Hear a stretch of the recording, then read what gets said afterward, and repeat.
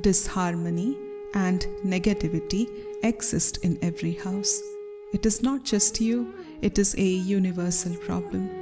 Unless there is self-study of scriptures, good conduct, chanting of God's name, and respect for others, there will exist dissension in every house. Parents should be respected, but they are being disrespected. Some parents are washing away children's mental and emotional feelings. Some fathers are even such that they exploit the nurturing behavior of their children. Overall, if we look around, every house is getting ruined due to anti-religious conduct. It is rare to find such a house in which there is love between husband and wife, love between father and son, love between brother and brother. Due to the predominance of disharmony, all this is turning into disturbance. Now let's see, why does disharmony happens in families? According to our beliefs, happiness is something we must embrace. When obstacles arise in our pursuit of happiness, that's where discord begins. Instead of fostering disharmony, we should focus on learning to calm ourselves. Trying to calm others often intensifies anger and increases tension. By calming ourselves, we may avoid falling into disharmony. We are unable to remove the dissent because our intellect is getting impure. We have repeatedly prayed for the younger generation who are getting caught up in negative behaviors, as they will not be able to become ideal householders. The reason for this lies in our instincts, which grow stronger each day. For example, if we start chanting a mantra 10 times today, tomorrow we may do it 12 times, then 15, and so on. After consistently chanting for a couple of months, we may find we feel uneasy without it. In a similar way, when someone enters and exits relationships repeatedly, their instincts gradually become conditioned to the unhealthy patterns. When we enter the life of a householder through marriage with deeply ingrained instincts, these instincts can prevent us from living in peace. Will such a household be filled with harmony? Think about it. It is likely to be filled with dissent. Our desires and demands grow, and our love becomes scattered instead of focused, which inevitably leads to unrest. Consider the situation of some young people today. They need money, but their parents cannot provide enough.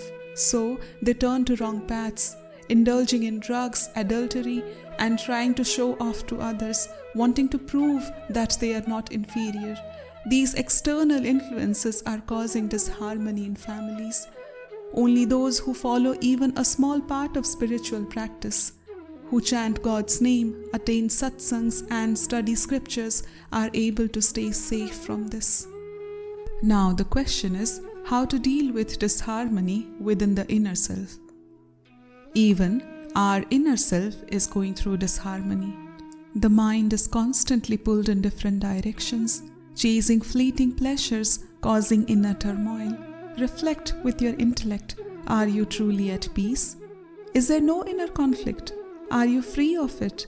If you are, then you should be immersed in bliss. True freedom from disharmony means having no conflicting thoughts, no unfulfilled desires, and feeling content and joyful. But this peace, both inside and outside, cannot be found unless we follow the path of religion, take refuge in God, chant the holy name, and maintain pure conduct, which has a profound impact on our well-being. When our bodies are impure, our senses and minds remain impure as well. If our senses and minds are impure, our thoughts will be polluted.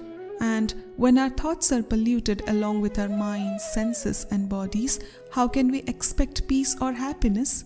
Instead, we become irritable and bitter in nature. We see people in the world who seem to embody pure evil, someone whose actions and behavior make us feel they are demons in human form. This judgment comes because their demonic intelligence has grown stronger. It's like a son beating his elderly mother. Isn't he acting like a demon? The one who should be honored, whose feet should be washed, and whose blessings we should seek. The mother who gives birth and nurtures life is instead being mistreated. Similarly, a father who works his entire life for his children, providing for them and giving away his wealth out of love, is mistreated by the same children. Many strong instincts can stir our hearts, which is why we encourage everyone, especially children, to chant the holy name of God. Even just a few minutes of chanting daily can have a powerful impact.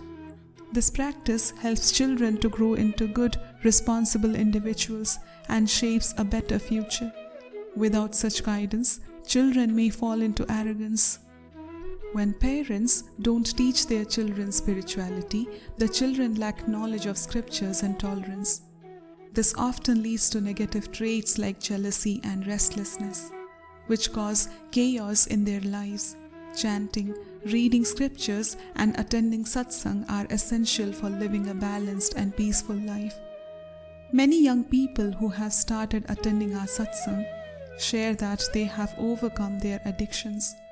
They admit that they made mistakes in the past, but now they care for their parents and serve them, which brings them peace. It's heartwarming to see their lives transform for better. If we listen to satsang, chant the holy name, and realize that true devotion to God is not limited to temple worship, but should also be practiced in our hearts, our lives will improve. God resides in everyone's heart, whether they are a mother, father, sister, or child. When we see God in everyone, disharmony fades. However, it is difficult in today's world where bad behavior and intoxication are on the rise. Take the example of celebrations like New Year's Eve. Many young people spend this time in bars or on the streets, which is not how a festival should be celebrated.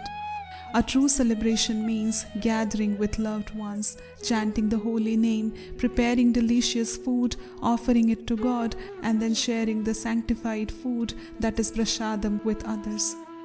This purifies the mind and life. But the current trend of drinking alcohol, roaming aimlessly, and causing trouble in the streets is a harmful and demonic behavior that is leading society in the wrong direction.